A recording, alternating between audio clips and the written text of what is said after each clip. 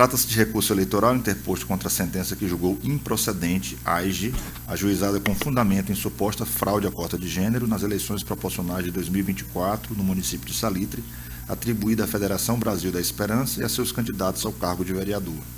O recorrente sustentou a simulação da candidatura de Esther de Freitas Saraiva, apontando baixa votação, alegada ausência de atos efetivos de campanha, coabitação com enteada candidata por partido adversário, prestação de contas singela e desistências de outras candidatas às vésperas do pleito.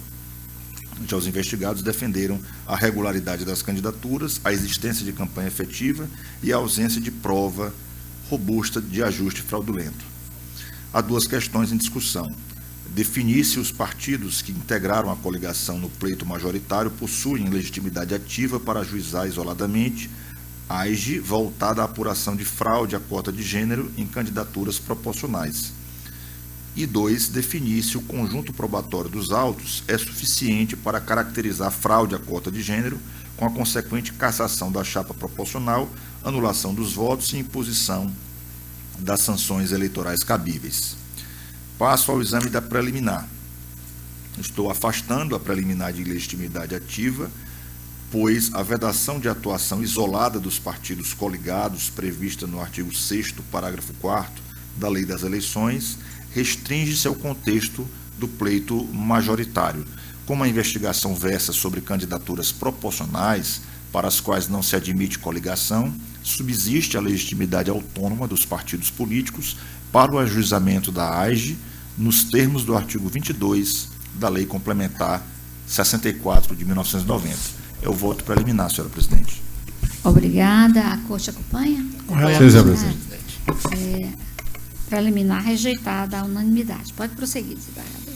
Quanto ao mérito, a fraude à cota de gênero prevista em torno do cumprimento do artigo 10, parágrafo 3º da Lei 9504, exige prova robusta, segura e convergente de que a candidatura feminina foi lançada sem propósito real de disputa, com finalidade de burlar o percentual mínimo legal. A baixa votação, a movimentação financeira modesta ou a campanha de pequena estrutura não bastam isoladamente para caracterizar o ilícito, especialmente quando existentes elementos que indiquem participação efetiva da candidata no processo eleitoral. No caso, os 21 votos obtidos pela candidata investigada não se revelam, a meu juízo, excepcionais no contexto do pleito proporcional de Salitre, em que outros candidatos, inclusive homens e candidatas vinculadas às próprias agremiações investigantes, obtiveram votação semelhante ou até inferior.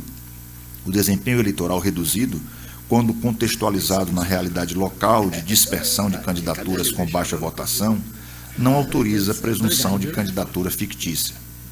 A prova oral e documental produzida afasta a tese de completa inércia eleitoral. Testemunhas confirmaram a existência de material de campanha, publicações em redes sociais, participação em eventos, contratação de serviços gráficos e atos de divulgação da candidatura. A abertura de conta bancária específica, a prestação de contas com movimentação declarada, a nota fiscal de material publicitário e os registros fotográficos e audiovisuais evidenciam a presença de elementos mínimos de campanha real, incompatíveis com a conclusão segura de simulação. A coabitação entre a candidata investigada e sua enteada, também candidata por agremiação diversa, não constitui, por si só, prova de fraude. A convivência familiar e a filiação a partidos distintos inserem-se no âmbito da liberdade política e do pluralismo partidário, inexistindo vedação legal à candidatura simultânea de familiares por legendas diferentes.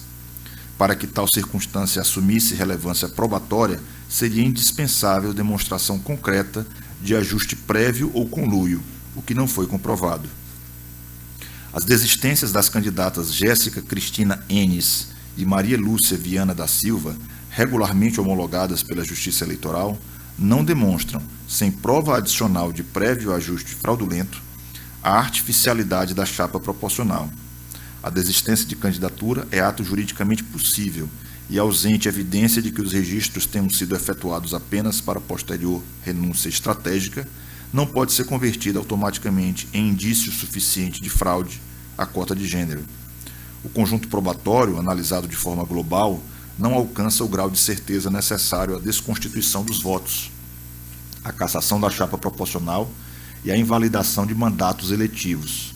Subsistindo dúvida razoável sobre a ocorrência do ilícito, deve prevalecer a soberania popular e o princípio indúbio pro sufrágio, impondo-se a manutenção da sentença de improcedência. Então, o meu voto é no sentido de negar provimento ao recurso, mantendo-se a sentença de improcedência, recurso desprovido.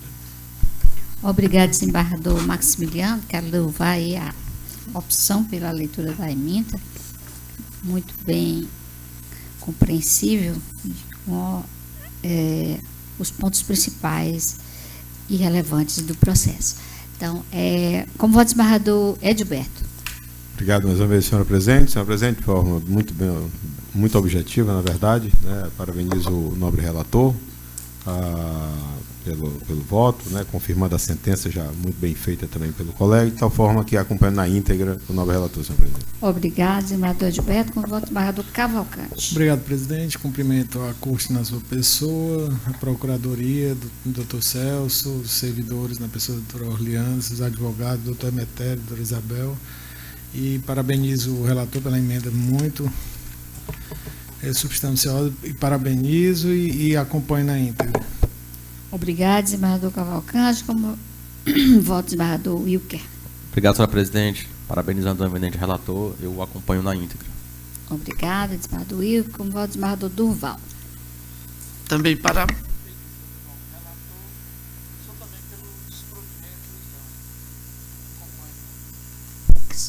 Acompanho integralmente o relator. Obrigada, desembargador Durval. E, por minha vez, também acompanho o eminente relator e já o parabenizei pela a síntese do julgamento e proclamo o resultado.